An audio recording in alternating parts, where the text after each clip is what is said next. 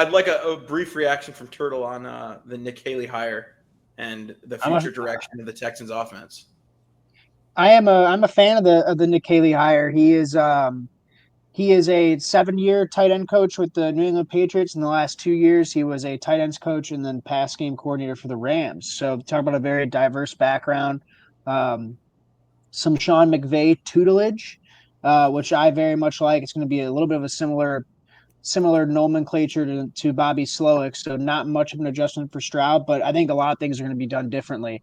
Um, if you watch the Rams offense, obviously they do a great job with two tight ends, the run blocking and the run pass block schemes. I think are all going to be a huge upgrade because of Nick Caley's background. When you're a tight ends coach, you it's one of those few position coaches where they have to understand both the run and the pass um, aspects of the game, from how the offensive line operates, and then obviously pass concepts with the tight end. So I like the hire.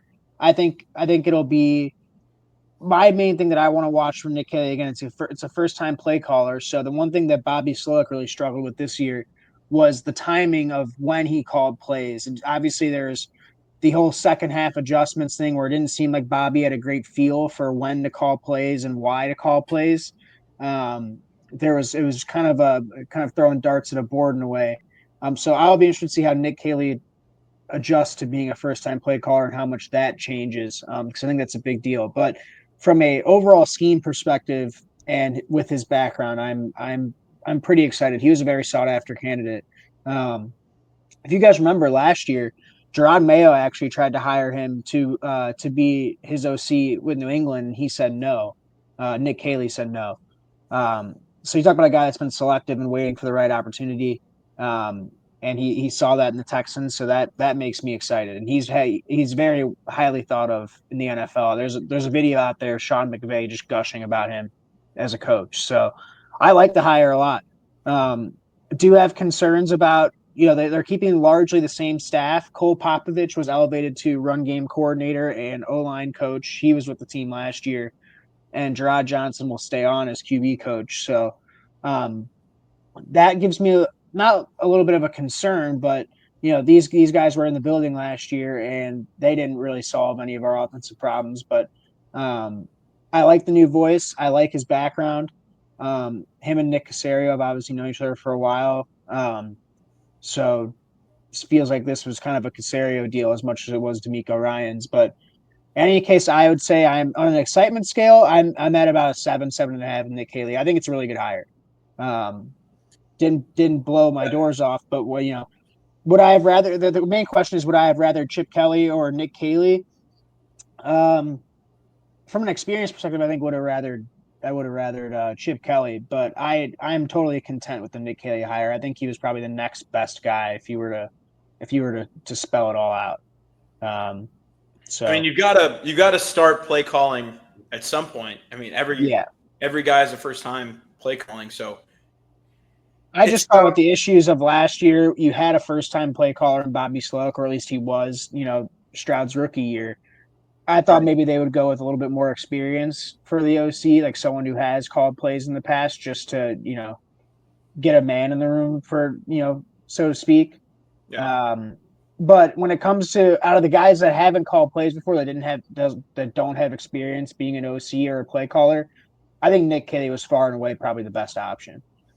So I can't be too upset about that. I would say I'm pretty excited to Are see what he you does. are you at all disappointed at the timing? Do you think it was a little too late in the game, or does that bother you at all? No, it doesn't bother me because it seemed like they did their due diligence. I mean, they interviewed 8 guys, um, Yeah, and they didn't interview Chip Kelly, but I'm guessing they were hearing already about the Raiders yeah, stuff, right. or Tom Brady may have been involved in that in some way, shape, or form, and maybe Chip Kelly wasn't even on their radar, and I didn't know that. That was a lot of just kind of hoopla on Twitter and from Texans fans, like thinking about Chip Kelly.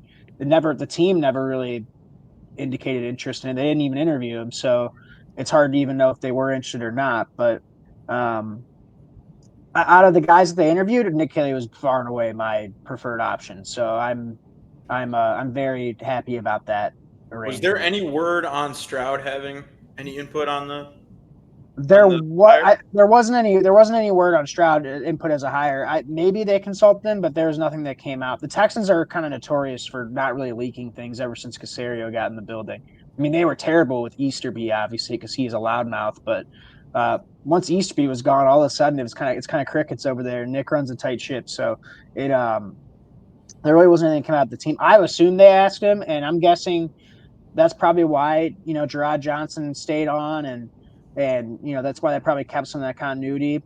I would assume they probably asked CJ, and at least you're keeping his QB coach. So And I mean, so much of the Texans' issues feel like they were coming from the O line, right, and the blocking yeah, scheme. And, that's why I'm pieces excited around about. Stroud are in place. Yeah, I don't think they're going to want to change up much with the skill positions and the quarterback. It just feels like an issue of the blocking scheme. So they replaced the O-line coach, new OC, new play caller. Feels like a full reset without interrupting Stroud's development too drastically. yeah. I think they're gonna run. I mean, if you look at McVay's offense, the way they use two tight ends, and I think they're probably one of the most disciplined teams when it comes to run blocking, pass blocking, blitz pickups. Obviously, they've got the players to do that. Like Kyron Williams is a solid pass protector. They've got tight ends that are bigger guys that can pass protect. But I think they made the most of an O line that really like. Can you sit here and name all 5 starting linemen for the Rams? Like what Joseph Newtbaum and like Steve Avila. I know they were shuffling guys in and out this year, and honestly, I thought that given that circumstance, their O line was pretty good. So, and Nick Caley was a part of that. Like as a tight ends coach, that's what makes me most excited was that he coached tight ends, and I think he's coached tight ends for 7+ years, 9 years now. He's coached tight ends, and when you're a tight ends coach, you have to understand, okay, who's chipping here and when. And the Texans were awful at this year, god awful. I mean, Dalton Schultz, if he's not cut, he better have his shit together, for lack of a better term. But at least Nick Caley's probably not going to line Dalton Schultz out there and chip block because he was able to recognize he's not good at that. You know what I mean? Bobby Sloak didn't. Bobby Sloak had no feel in that regard. So I'm excited about. I think the O line and tight ends are. I would say those are the 2 most underperforming position groups on the entire team, not just the offense this year. I mean, you got almost nothing from Dalton Schultz, for especially given his contract this year. And obviously, the offensive line, we talked about that all season, not good. And that's what cost you the playoff game against Kansas City. I think all those 2 position groups are going to be much improved just because of Nick Caley's background. People were saying that coaches and execs said he's the best tight end coach in the league. I got to see who said that, but one exec said that about him. So people are high on him. Sean McVay loves him. So if Sean McVay loves him, I mean, I got to love him too. I'll take Sean McVay's word for it. No,